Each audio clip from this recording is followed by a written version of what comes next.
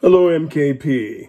B. Crit here, coming at you on a particular topic that I know is very important to the Mankind Project. And before I begin, allow me to assure you that this is going to be a no shame, no blame space. The whole intent here is invitational speaking, discussion, on the topic of what MKP is adopting of intercultural competency. So the intent here is to clarify positions, explore issues and ideas, articulate beliefs and values, and continue this public dialogue. Being that I'm a New Warrior OG, so to speak, I've been around since 1993, and there's a few people who have been around longer than I believe John Levitt was initiated the late 80s, and I think Dan Baldwin is also initiated late 80s. So they are also New Warrior OGs. So we are those who will remember the old days, not necessarily the good old days, but remember when MKP struggled with its multicultural intentions, wants, and desires way back then, and its approaches way back then. And a lot of it began back then with thoughts of, look at this circle here. There's no black guys here. And that's why we need to get into multiculturalism. And here was a big thing that was missing from all of that. Discussion. Creating a space of mutual understanding and clarity. What it came down to was the standard MKP communications of I express emotion, judgments, and wants, and hold me accountable. And what that led to back then, gentlemen, was no, don't ask me to help you do your work. You go and you do your work. And that led to, okay, let's develop some programs for white men to do their work. There was a lot missing in that. And I want to give you an example here. I found an old interview going back to 2008. The fellow had done with someone that many of you know. His name is Craig Bloomstrand.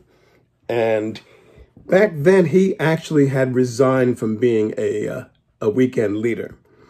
And it was around what the leader body had done. They had created a mandate, a requirement that all certified leaders must take some form of multicultural workshops. They made it a requirement. And I'm going to read to you what Craig Bloomstrand stated in that interview. With the mandate, I don't feel seen for who I am. It feels like I'm being treated as unsafe until I learn the multicultural language. The emotional message I get is that no matter how much work I've done on myself or how I see men in other cultures, I won't be safe as a leader unless I learn the language of I and I. That goes against the grain of what I grew up with, to see each man as an individual.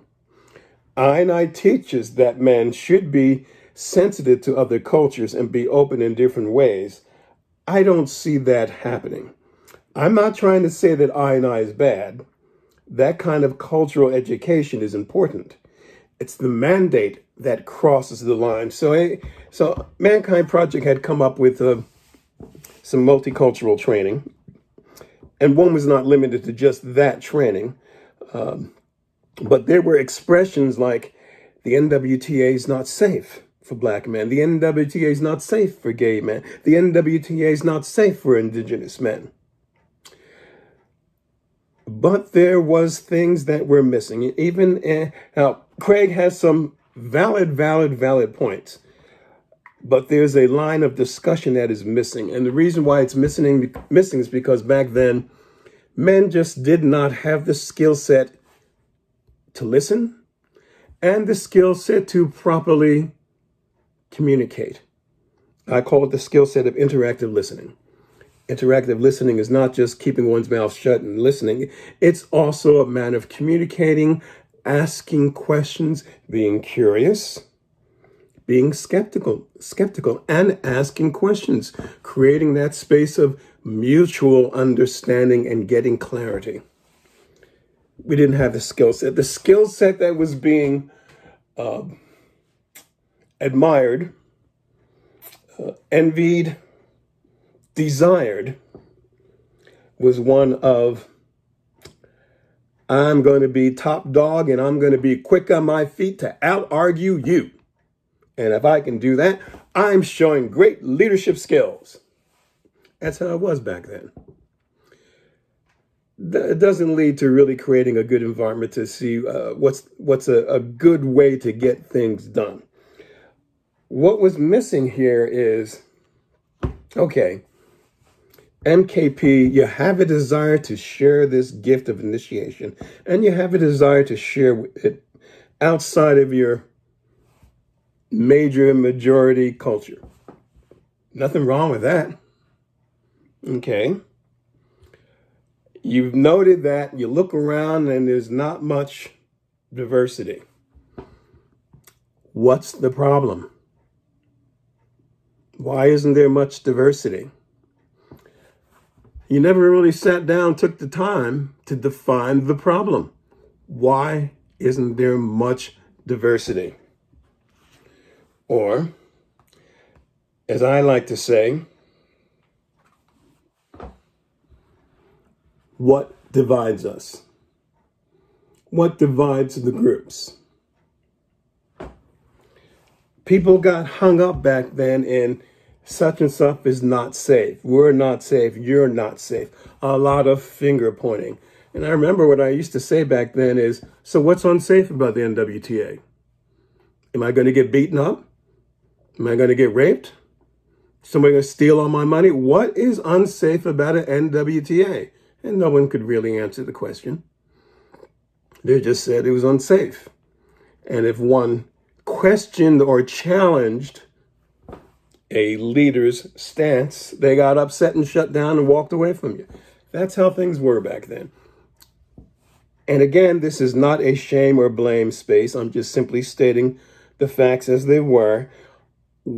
And I'm saying we just did not have the skill sets to create that space of getting clarity, of understanding, getting under clarity, and then being able to do something, what we used to say as in a good way.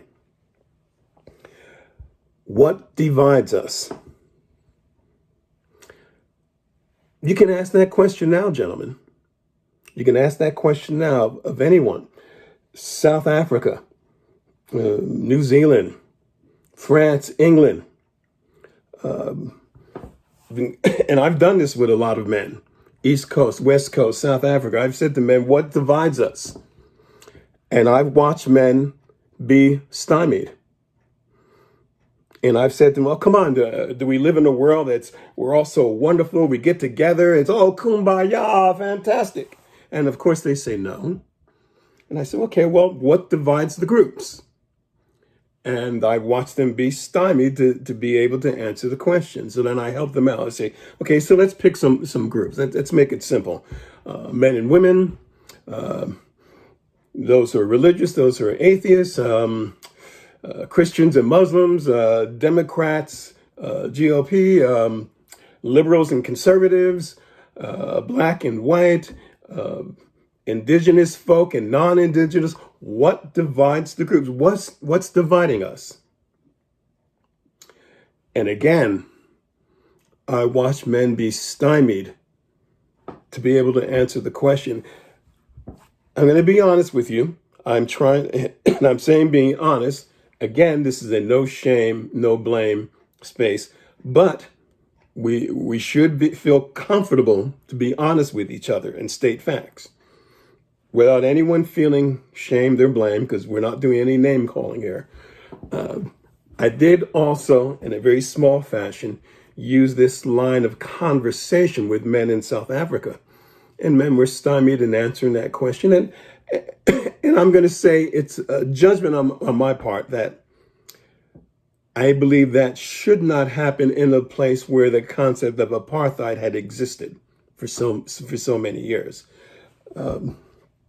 Now, what divides us? I'll give you an example because this is very important. I've asked men who have attended the multicultural training, specifically unpacking white power and privilege. And I've said to them, what tools have you learned from that course that you took back and you used immediately in your community? Immediately. And men were unable to answer the question. I've said to them, what tools did you take back and you were able to see and use immediately on an NWTA? And men were unable to answer that question. That's not good. But again, that's a no shame, no blame. That's an opportunity. That's an opportunity to say, okay, what can we now do to structure things, to change things, to enlighten men to say, this is what you can do with this tool and how it can be used specifically, and give examples of how it can be used on the weekends. There's some gap that's occurring that men aren't making that connection. Maybe it's resistance. I don't know. I haven't taken the course, so I haven't been able to observe. So I don't know, admittedly. But I'm just sharing that as an example. What divides us? So I'm going to share with you an answer, and it is not the only answer, but I'm going to share with you an answer. Excuse me. And I'm going to say to you a very simple, easy response is historical and generational wounding. That is what divides us, and that is what has been keeping MKP from achieving its goal of a very diverse community, organization, over all these years that has instituted all the multicultural training from the early 2000s up to now. There are still many events that occur where a lot of so-called white men will say, how come there's no men of color here? And I've heard that expression for many years, many years. Just recently, about a year ago, I decided to give an answer to that question. And I said, that's the wrong question to be asking. The question to be asking is, why are men of color choosing not to be here and there? And I tried to do KISS, keep it simple, Simon. And I said, the reason why men of color are choosing not to be here and there is to avoid abuse. And I gave some examples of the abuse being such as indifference, apathy,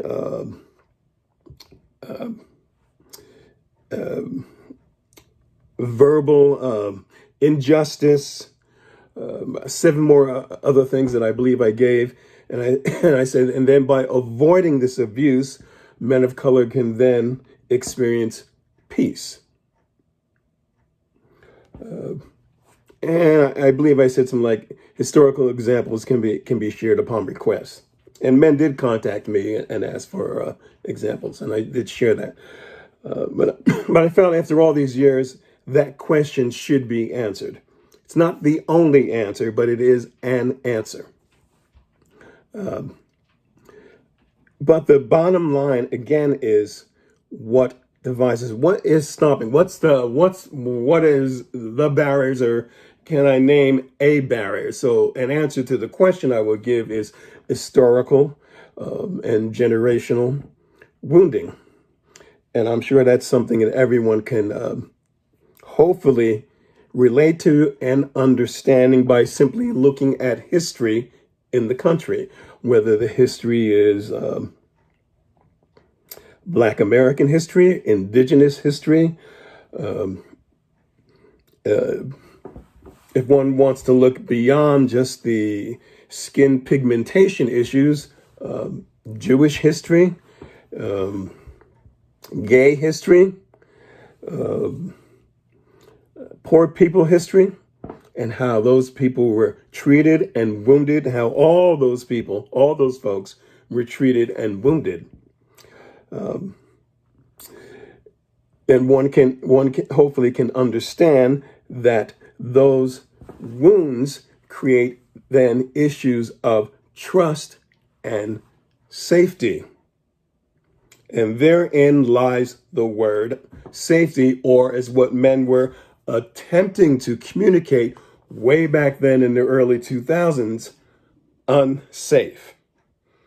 So what men were attempting to say way back then in the early 2000s about unsafe, it's all about the wounds men experienced outside of MKP, and looking at MKP and asking themselves, I should believe this is any different? And the question I'm going to say to all of you, okay, so when men of color do get involved in MKP, are things any different? Have you sat and talked with men of color all through these 20 years of multicultural training? And not just men of color. Let me just change that. Not just men of color. Gay men, indigenous men, Jewish men, men who come from very poor backgrounds, a whole plethora of different men, and ask them, have things been different? Men with emotional issues, which I believe MKP is now calling barrier free. Have you asked men, hey, when I came here, were things different? Were the tools that you were learning or not learning able to work with? Or was it just a continuation of the wounding that was occurring outside of MKP?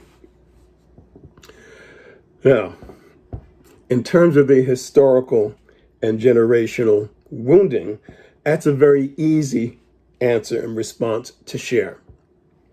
Reality is that easy answer comes with a whole lot of complex dynamics.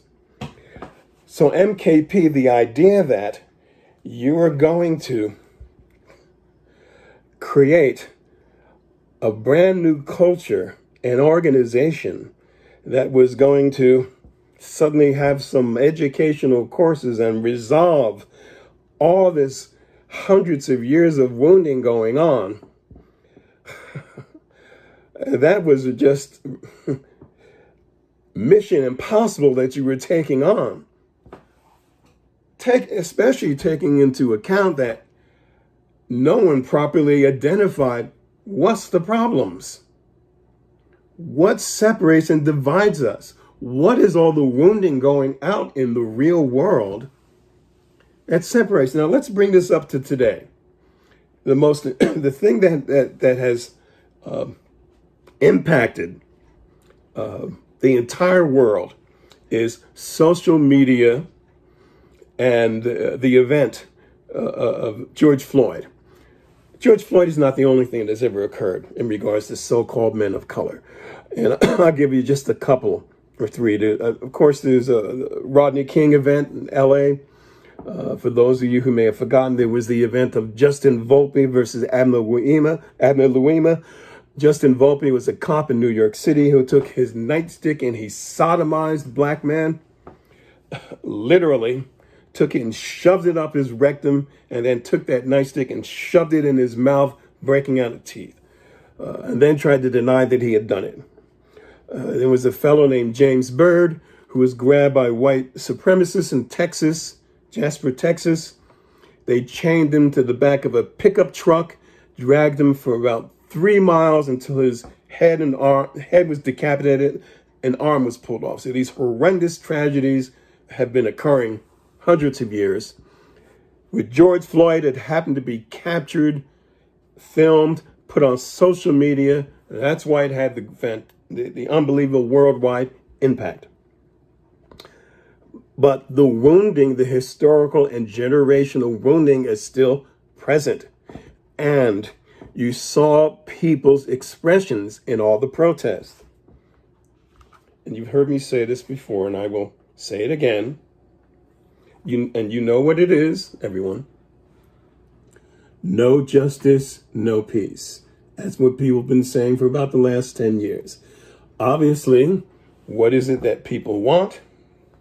People want justice. Excuse me. That's what people want. People are saying what they want. They are saying what they want. Everyone wants in those protests justice. No shame, no blame, but I'm going to be direct forward. People are not saying no intercultural competency, no peace. People are not saying no multicultural workshops, no peace. So let me be clear what I'm saying about this. When there are the incidences between police and citizens, a lot of times the issues have been, a lot of times decisions have been, we need to come up with some more additional workshops for the police. No, that's not what needed to be done. It's not what people wanted. What people wanted was accountability. There had already been plenty of workshops the police had attended. The problem that should have been looked at was, why aren't they working? What's going on that whatever's being learned in all that education was not being followed. What people wanted was accountability, justice, not additional workshops. People are saying what they want. They want justice. Now, if you have situations with people having this historical generation current wounding, and you want them to come into this organization, does this organization have the skill set to handle all of that? People are going to come into this organization through this wonderful weekend we call initiation. Once you get past that initiation is the organization, the councils, the meetings, the support groups, the trainings, all the workshops that are given. Issues are going to come up. Conflicts are going to come up. Do you have the skill sets to work with the issues in equitable fashions? The answer is no. People are going to have their wounds that they come in with. Is the situation of, you have to handle the wounds the way we believe, and we say you have to handle these wounds. Really? Well, that's perspective you're going to have. You're going to re-traumatize people. Whether people are gay, straight, black, white, Jewish, indigenous, poor, whatever. You're just going to re-traumatize them. Again, people are saying no justice, no peace. What people want is justice. MKP has what it refers to as its ethics policy and its ethics procedure, ethics and right relationships procedure. Now, what MKP does with its weekend leadership, has a fantastic program of training, certification, follow-up, follow-through, recertification, oversight, feedback, trying to do the best it can to maintain a high degree, a standard. We put attention to that which we believe is of great import. Again, I'm going to speak upfront and honest. MKP does not do the same thing with its ethics policy and with its ethics and right relationships committee. What has happened many times, not all the times, but what happens many times is what I refer to as chessboard justice. In other words, whoever is most popular, or what is most popular, will win in a conflict, or will win in a assessment or evaluation, or whatever is the majority opinion or the popular opinion is where the decision making will go to, as opposed to leading by principles and values, laws, constitution. We should always be led by our federal constitution, and then by our state constitutions, and then by our local municipalities, laws, and then by our principles and values, of course, our organizational principles and values. Unfortunately, that does not happen. What is happening is decision by association. So-and-so's my friend. They're on the board of directors. I have to go by what they say. Or the most amount of people are saying we all don't like that person. So decision making becomes a popularity contest, or majority of people feel this way about something. So because they feel or have these emotions about something, that's how a decision is being made. So assessments are not being made based upon an objective reality examination of a situation. It's what I'm calling chessboard justice. One person or a minority of people versus a majority of people. And as you might guess, in a lot of the situations within MKP, a person of color may be the only person in a group. An indigenous person may be the only person in the group. So they're going to be overridden automatically. Or if a person of color or an indigenous person sees, I'm the only person here, that person may right up front decide, I don't want to be here. Hence the question, how come there are no people of color here, no men of color here? Again, this is a no shame, no blame. I'm just attempting to give you facts, realities to clarify why this situation exists for MKP and how MKP can address things. Now let's talk about this. So I talked about historical and generation wounds. So let's talk about now some positives, some ways to overcome. So many of you know that when I was a kid, I was a Trekkie. What many of you may not know is that actress Nichelle Nichols, who played the role of Lieutenant Uhura, was asked and contracted twice by NASA to help them with their minority and women recruitment efforts for the astronaut training program. In the late 70s, NASA decided to open up their astronaut program, and they were serious about it, and they were getting very, very little applications. And at that time, during the Star Trek conventions, people from NASA were invited to get as guest speakers. And so they became friendly with the actors from the show. Nichelle Nichols at one point became a speaker at some NASA events. And they happened to discuss with her how they were getting very few applications for their women and minority astronaut recruitment program. So at a particular dinner, she spoke. They asked her to speak.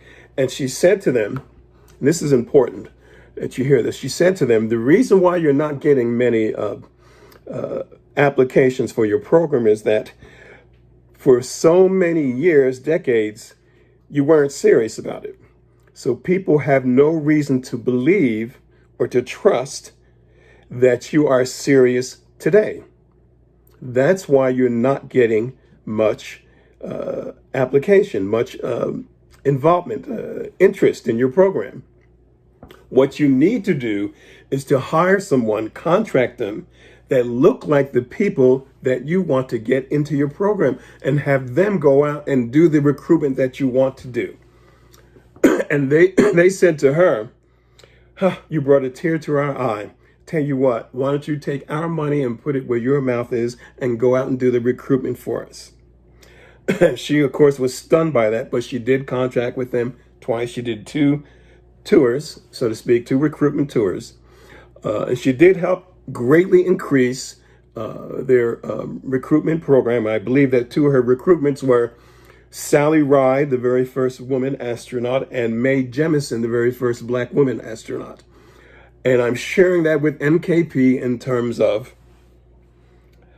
why don't you just ask your black leadership that you have to go out, pay them to go out and do the enrollment that you want to do for all your various areas. Now, once you get that men in there, of course, then you want them to be trained to be a part of your NWTA, so that when you are successful,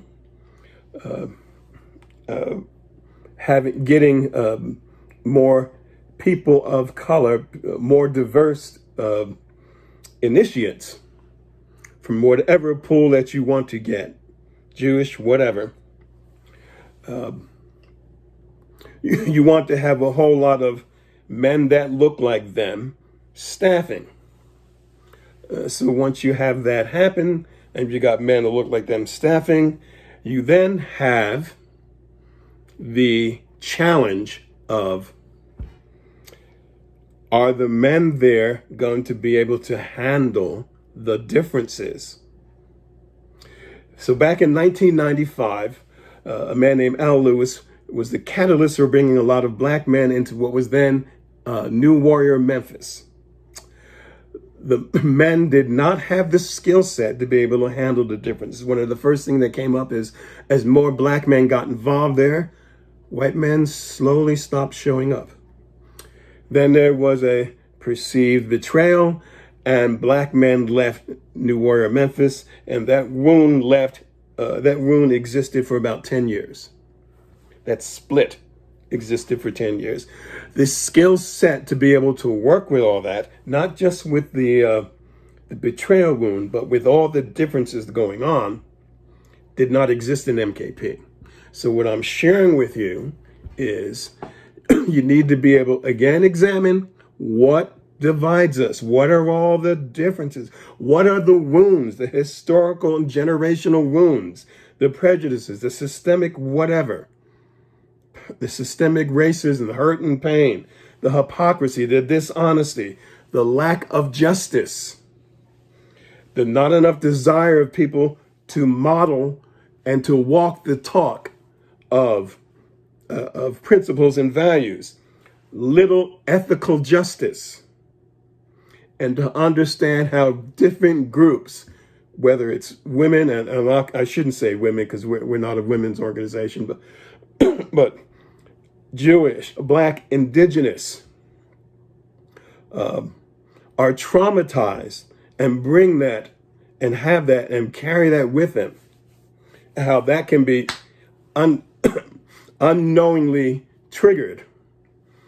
And do men have the wherewithal to work with that? Or are these men thinking, hey, the tools we have, that can solve everything under the sun? No. That is an arrogant thought to have.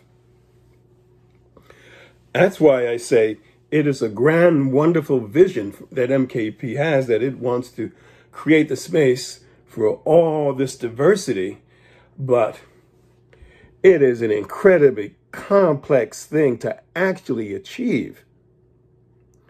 I can very simply state, what divides us, historical and generational wounds and trauma, but I can also say that working with it is complex as hell, gentlemen. Now, the example of Nichelle Nicholson, that's just one example. It's not the only one, it's just one, is one thing that can be done. It's just one approach. if you are successful, it then becomes a matter of what are creating that space of being able to work with things when they come up. One of the things that must be addressed is, in fact, your ethics and right relationships. Again, I'm going to speak very honestly. MKP, you don't know how to do ethical justice. Look at it again from the point of view of all the effort, importance you give to weekend leadership. The same effort is not given to the ethics policy, the so-called peer reviews, the committee, the same training, the same education, the same oversight. It is not given. There is a great deal of wounding that goes into that. And from that wounding, that trauma, there is no healing. Excuse me, I shouldn't say no. There is not enough healing. There is not enough of accountability. We claim we're an organization of accountability, but when the wounding occurs, men go, oh well. Yeah, it happened, but hey. That if that particular dynamic is going to be maintained, you are going to maintain the division, the thing that divides us, and the wonderful dream you have of having this wonderful, incredibly diverse organization. You will never achieve it. It will just never happen for you, MKP. So that pretty much is everything I wanted to share. It does not, it does not cover all that needs to be addressed. It does give you a little bit of things that have not really been addressed or spoken about enough. Let me give you an example. Some of you may know. I'm going to guess that a lot of you don't know. And I will make this personal. I'm a black American. I will look at myself as a black American. For those of you who are so-called white, I look at you as white Americans. I am a black American man. I look at you as white American men. I do not look at you as just men. I went through the civil rights movement, the African American awareness for the 70s, how we black folks went from niggers, colored people, Negroes, blacks, African Americans, went through all of that, went through a period which many of you may not know, where if black people called another person black, that was fighting words. It was all about coming to a place of self-esteem. I do not look at you white people as men. White men as men. I look at you as white men. Now, for a lot of black men, when they are around white men, in the corporate world especially, they choose to not be black, to be safe, because being black around white men is unsafe and cause for rejection and abuse. I choose not to do that. I choose to be me wherever I am, wherever I go.